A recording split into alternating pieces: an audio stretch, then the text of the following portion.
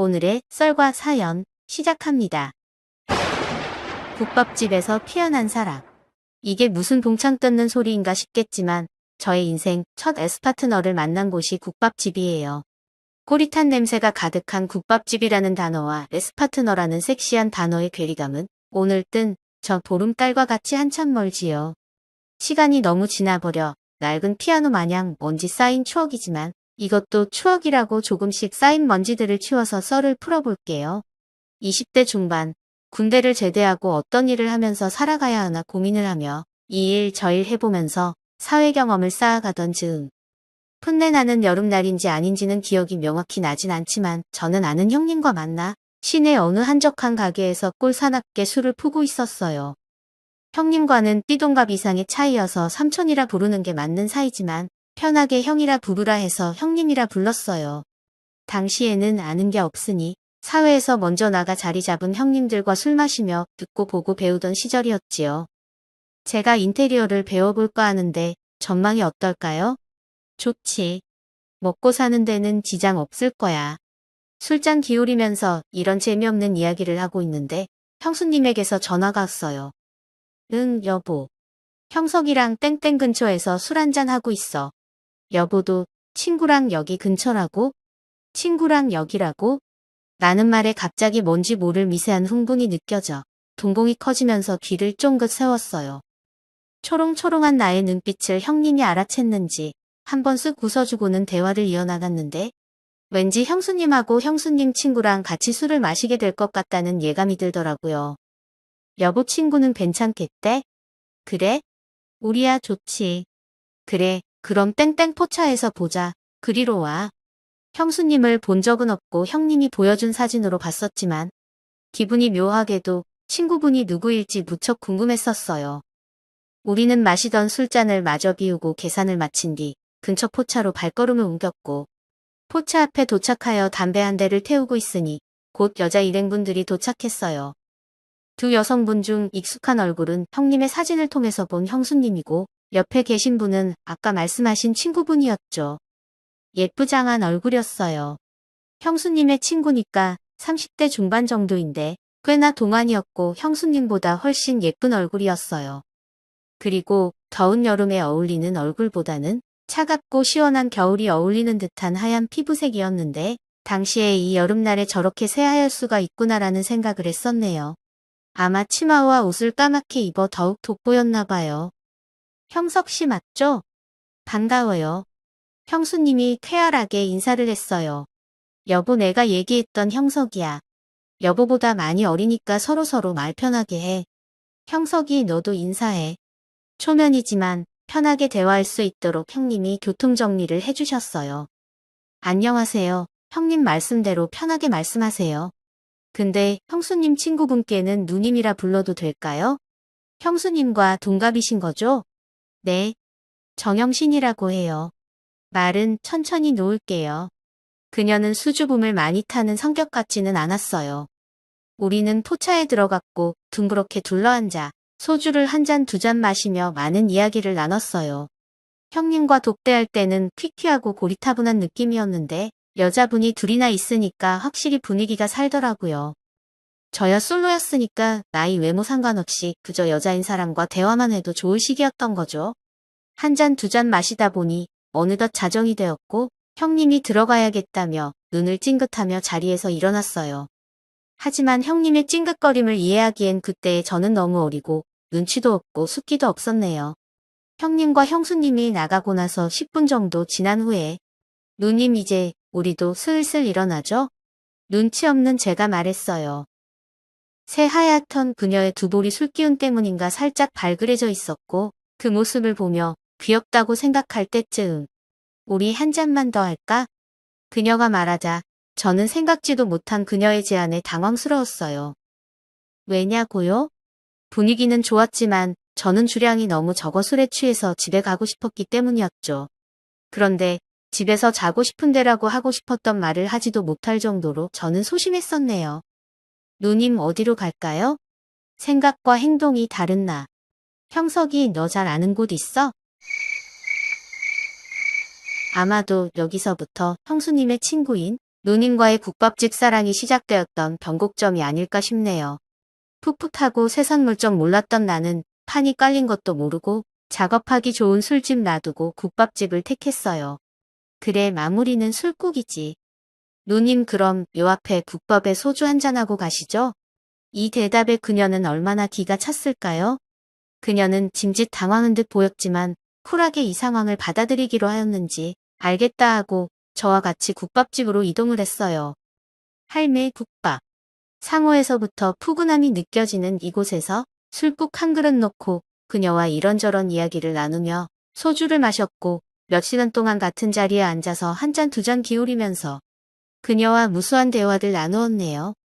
저의 성격이 내가 말하는 것보다는 그냥 묵묵히 들어주는 성격이다 보니 그녀가 편하게 말할 수 있는 분위기였는데 시간은 이미 자정을 훌쩍 넘어버렸고 술병에 술이 줄어드는 구간만큼 우리의 인연은 늘어져만 갔어요. 그녀가 움직일 때마다 조금씩 올라가는 치마에 술 마시는 내내 눈길이 가긴 했지만 애써 모른 척했고 그녀는 국밥이랑 소주가 이렇게 잘 어울리는 줄 몰랐다면서 계속해서 홀짝홀짝 술을 마셨어요. 그래, 국밥만 한 게 없긴 하지. 이날 아마 저의 주량을 넘어섰던 걸로 기억하는데 아마 그녀도 마찬가지였던 걸로 기억나네요. 새벽 3시쯤 되었으려나 도저히 졸음을 버틸 수가 없어서 그녀에게 이야기를 꺼냈어요. 저 이제 너무 졸려서 집에 가야 할 것 같아요. 오늘은 여기까지 마시고 이제 집에 가요. 꾸벅이며 말을 하자. 그래, 내 동생 얼른 집에 가자. 어느새 저는 그녀의 동생이 되어 있었어요. 누님 집은 어디예요? 이 근처야. 너무나도 졸렸기에 희망적인 대답이긴 했는데 그녀의 희망적인 대답과 달리 그녀는 삼보일배라도 하듯 세 걸음 가고 주저앉고 세 걸음 가고 주저앉고를 반복하더라고요. 꽤 걸어온 것 같은데 슬슬 짜증이 나기 시작했어요. 누님, 얼른 집에 가야죠. 집이 어디예요? 너 눈치도 없고 말이야. 그녀의 눈은 이미 반쯤 풀려 있더라고요. 무슨 눈치요? 얼른 집에 가자고요. 저 피곤해요. 그녀의 원망을 듣고 눈치를 채기엔 제가 눈치가 너무 없었지요. 나 너랑 자고 싶어. 그녀가 저를 보며 말했어요. 그리고 그녀는 내 목을 휘어감더니 잠깐의 키스를 했어요. 눈치도 없고 말이야. 누나가 이 정도 말했으면 됐지? 이렇게 해야 눈치채니? 그녀는 툴툴거리더니 내 손을 잡고 근처 모텔로 향했어요. 일반실은 없고 프리미엄만 있다는 모텔 사장의 말에 누님은 카드를 딱 내놓으면서 결제를 했어요. 그 와중에 역시 연상 누님은 다르구나라는 생각을 했네요. 엘리베이터를 잡고 그녀와 저는 서로 어색하게 객실로 올라가 문을 열고 나자 긴장감에 심장이 두근거리는데 그녀가 농염하게 핸드백을 테이블에 내려놓으며 말했어요. 같이 씻을래? 그 말에 저는 그 자리에서 얼어버렸고 이게 꿈인지 생시인지 얼떨떨해서 볼을 꼬집어보고 싶었지만 이내 누나가 하자는 대로 했어요. 이 순간까지 오는 내내 저는 아무것도 모르는 순진한 양이었지만 막상 결정적인 순간이 되자 상남자의 본능이 드러나면서 남자의 야성을 그대로 표출하기 시작했네요. 둘은 욕조 안에서 본능이 이끄는 대로 원초적인 몸짓을 연출하며 한참 동안 뜨거운 시간을 보내고 나서 밖으로 나와 침대에서 앞으로 뒤로 번갈아 가며 또 한 번 야성의 시간을 가지고는 둘 다 기절해버렸네요. 새벽을 넘어 해 뜰 때까지 술 마시고 마지막은 뜨거운 시간으로 마무리했으니 몸이 견뎌낼 재간이 없었던 거죠. 11시에 퇴실콜이 왔지만 도저히 일어날 수 없었기에 대실 연장을 하고 오후까지 자고 일어나서 또 한 번의 격렬한 시간을 가진 후 같이 샤워를 하고 모텔을 나서며 우리는 전화번호를 교환했어요. 이후 저는 그녀와 주말마다 약속을 하고 만나는 사이가 되었고 관광지 찾아다니고 맛집 탐방 다니면서 연인처럼 지냈네요. 저도 솔로고 누나도 솔로였던지라 나이와 상황에 대해서 개의치 않고 놀러 다니면서 주말을 보냈던 거지요. 그런데 누나는 저를 친구들에게 소개시켜주거나 일종의 남자친구처럼 대해주지는 않더라고요. 남친보다는 가까운 동생으로 대하는 분위기였고 심지어 형님과 형수님에게도 말하지 않았어요.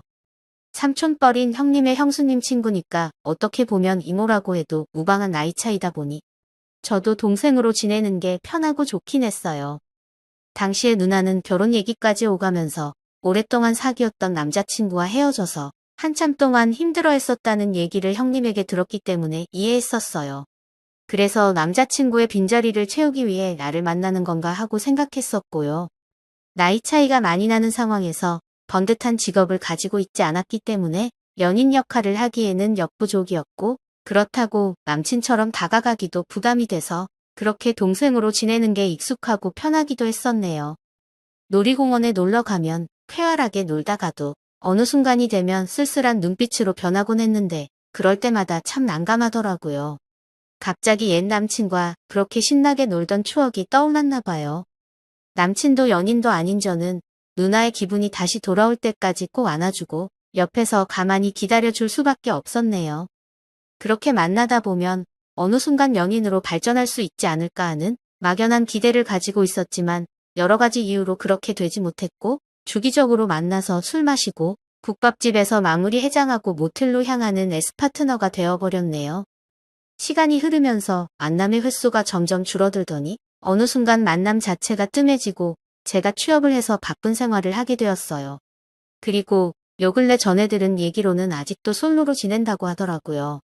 궁금하기도 해서 한번 연락을 해보고 싶긴 하지만 좀 애매하게 연락이 단절이 되었던지라 그냥 추억으로 남길까 아니면 연락을 해서 안부라도 물어볼까 고민을 하고 있네요.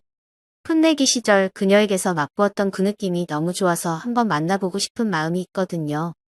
그녀가 에스파트너로 좋았던 건지, 나도 모르게 좋아하는 감정이 싹 텄던 건지, 저 자신도 헷갈리는데 좀 더 고민해봐야겠어요.